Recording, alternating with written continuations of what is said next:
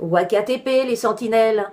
Le 11 janvier dernier, 3 gardiens pénitentiaires de la prison de Vendin-le-Vieil ont été agressés par un détenu djihadiste connu pour être l'un des instigateurs de l'attentat de Djerba qui a fait 21 morts.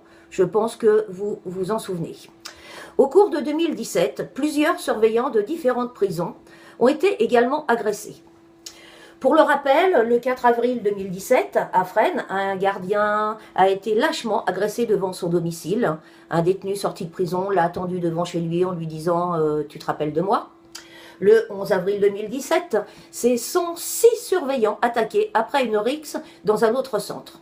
Le 15 août 2017, à Osny, un gardien a été attaqué à l'arme blanche artisanale et tant d'autres passés sous silence. Il serait au nombre un petit peu de 5000.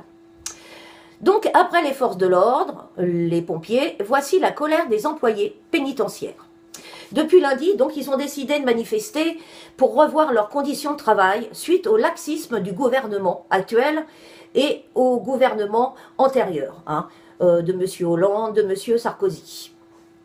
On ne va pas tout mettre sur le gouvernement de M. Macron et de la République en marche. Tant que l'on ne trouvera pas un chemin d'entente, on ne lâchera rien, disent-ils. Pour cela, ils dénoncent les allègements des conditions de rétention, désirent plus d'effectifs, plus de gradés le week-end afin de regagner de la dignité, sans craindre d'être agressés à leur tour.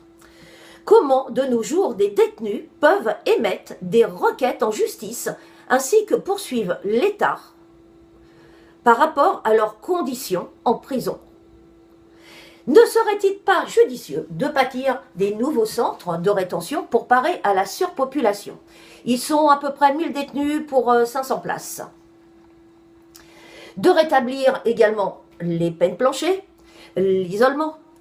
Au lieu de cela, nous avons notre ministre de l'Intérieur Gérard Collomb qui désire de faire installer des téléphones dans chaque cellule afin de limiter la propagation de téléphones portables. Alors, il me semble que j'ai lu que c'était 3 numéros de téléphone, que les appels téléphoniques seraient enregistrés. Mais monsieur Collomb, il faut redescendre sur terre.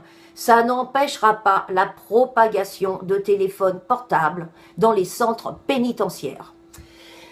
Il est sage également de vous rappeler que Salah Abdeslam, qui est un des auteurs de l'attentat du 13 novembre 2015, sera incarcéré dans ce centre déjà très fragilisé, à Vendin-le-Vieil, pendant son procès en Belgique.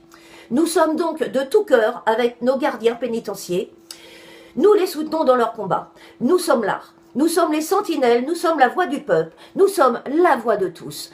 Soyez nombreux à rejoindre notre action. WAKTP, les sentinelles.